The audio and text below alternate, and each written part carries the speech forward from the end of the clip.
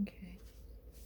Self-reliance by Waldo Emerson, Part 3. I hope in these days we have heard the last of conformity and consistency. Let the words be gazetted and ridiculous henceforward. Instead of the gong for dinner, let us hear a whistle from the Spartan fife. Let us never bow and apologize more. A great man is coming to eat at my house. I do not wish to please him. I wish that he should wish to please me. I will stand here for humanity, and though I would make it kind, I would make it true.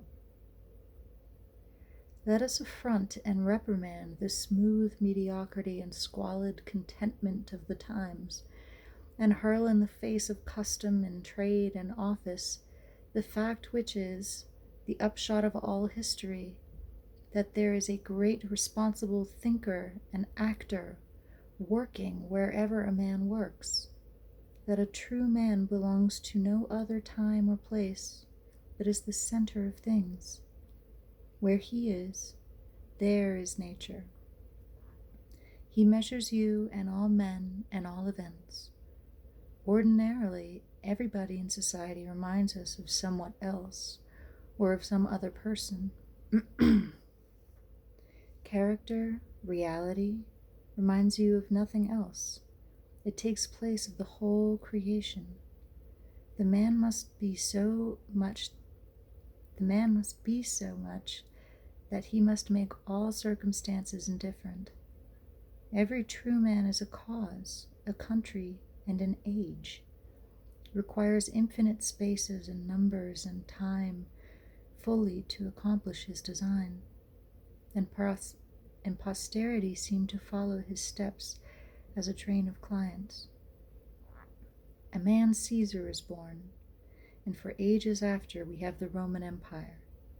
Christ is born, and millions of minds so grow and cleave to his genius that he is confounded with virtue and the possible of man. An institution is a lengthened shadow of one man, as monachism of the hermit Antony, the Reformation of Luther, Quakerism of Fox, Methodism of Wesley, abolition of Clarkson, Scipio. Milton called it the height of Rome, and all history resolves itself very easily into the biography of a few stout and earnest persons. Let a man then know his worth, and keep things under his feet. Let him not peep or steal or skulk up and down with the air of a charity boy, a bastard, or an interloper in the world which exists for him. But the man in the street, finding no worth in himself which corresponds to the force which built a tower or sculptured a marbled god, feels poor when he looks on these. To him a palace, a statue, or a costly book have an alien and forbidding air, much like a gay equipage, and seem to say like that, "Who are you, sir?" Yet they are all his, suitors for his notice, petitioners to his faculties that they will come out and take possession. The picture waits for my verdict.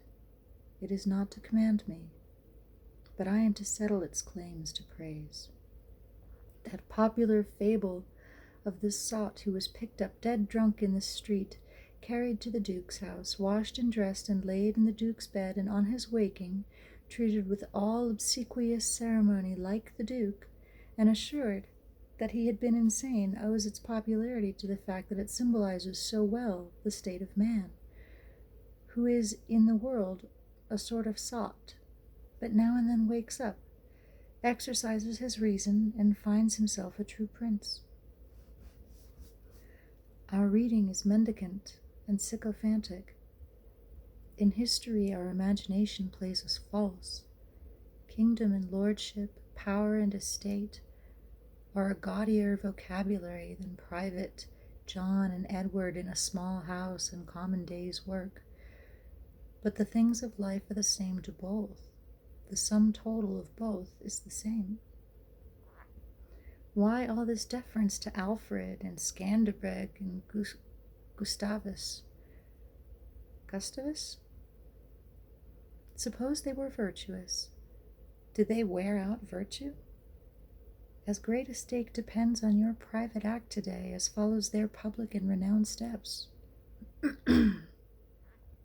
When private men shall act with original views, the luster will be transferred from the actions of kings to those of gentlemen. The world has been instructed by its kings, who have so magnetized the eyes of nations.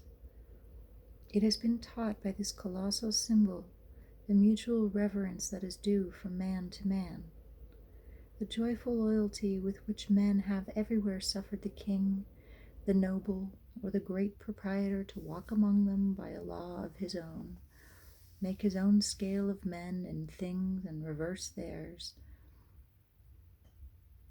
pay for benefits not with money but with honor, and represent the law in his person, was the hieroglyphic by which they obscurely signified their consciousness of their own right and comeliness, the right of every man. The magnetism which all original action exerts is explained when we inquire the reason of self-trust. Who is the trustee?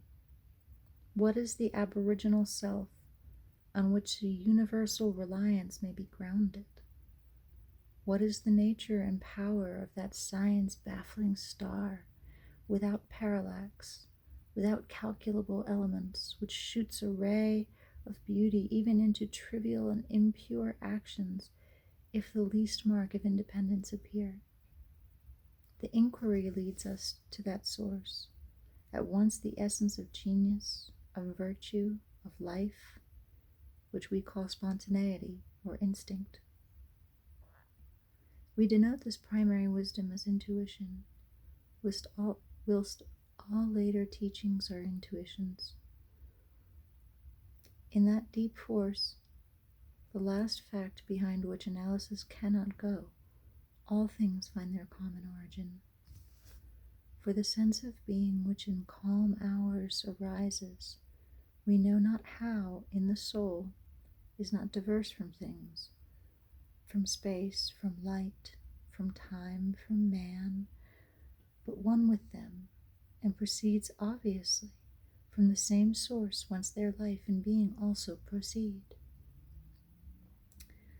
We first share the life by which things exist, and afterwards see them as appearances in nature, and forget that we have shared their cause. Here is the fountain of action and of thought. Here are the lungs of that inspiration which giveth man wisdom, and which cannot be denied without impiety and atheism. We lie in the lap of immense intelligence, which makes us receivers of its truth and organs of its activity. When we discern justice, when we discern truth, we do nothing of ourselves, but allow a passage to its beams. If we ask whence this comes, if we seek to pry into the soul that causes, all philosophy is at fault. Its presence or its absence is all we can affirm. Every man discriminates between the voluntary acts of his mind and his involuntary perceptions, and knows that to his involuntary perceptions a perfect faith is due. He may err in the expression of them, but he knows that these things are so, like day and night, not to be disputed.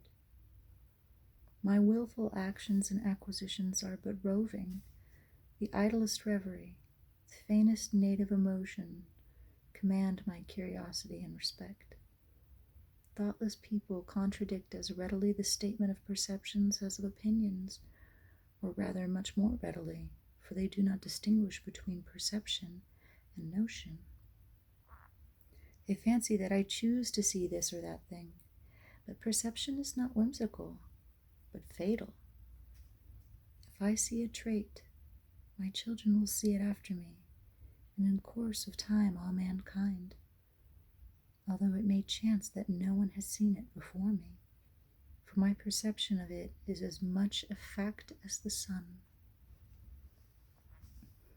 The relations of the soul to the divine spirit are so pure that it is profane to seek to interpose helps.